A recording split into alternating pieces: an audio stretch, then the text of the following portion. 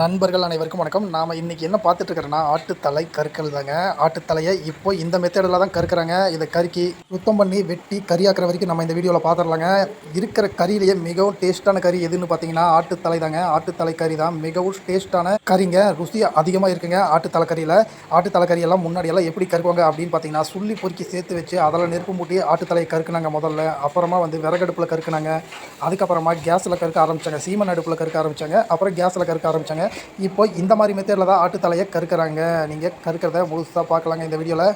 ஆட்டுத்தலையில் அந்த இருக்கிற முடி எல்லாமே நல்லா கருகிற வரைக்கும் கருக்கி அதை சுத்தம் பண்ணி கழுவி அப்புறமா வெட்டி அதுக்கப்புறம் தான் கறியாக கொடுப்பாங்க. ஆட்டுத்தலை கிரேவி எப்படி செய்கிறதுன்னு அடுத்த ஒரு வீடியோவில் பார்த்துக்கலாங்க. நம்ம இந்த வீடியோவில் ஆட்டுத்தலை கருக்களை மட்டும் பார்த்துக்கலாங்க. அதுபோக நம்ம சேனலுக்கான சில தகவல்களையும் நான் சொல்லிடுறேங்க.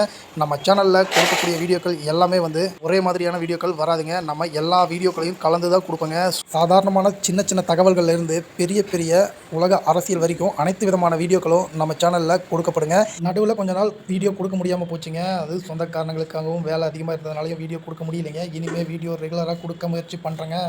நம்ம சேனலில் மெயினாக இந்த ரயில் டைமிங்கெல்லாம் நிறையா மக்கள் விரும்பக்கூடிய வீடியோக்களாக வருதுங்க. அது மட்டும் இல்லாமல் டிஃபென்ஸ் வீடியோக்களும் நம்ம சேனலில் கொடுக்கக்கூடியதை நிறைய மக்கள் விரும்புகிறாங்க. நீங்களும் பார்த்து சேனலுக்கு ஆதரவு கொடுங்க. அது மட்டும் இல்லாமல் தகவல்களை நீங்களும் தெரிஞ்சுக்கங்க. நன்றி, வணக்கம். இந்த ஆட்டுத்தலையை எப்படி கருக்கி வெட்டுறாங்க அப்படிங்கிறத நீங்கள் பொறுமையாக பார்த்துட்டு போங்க. நான் இப்போ போய் சாப்பிட போகிறேங்க.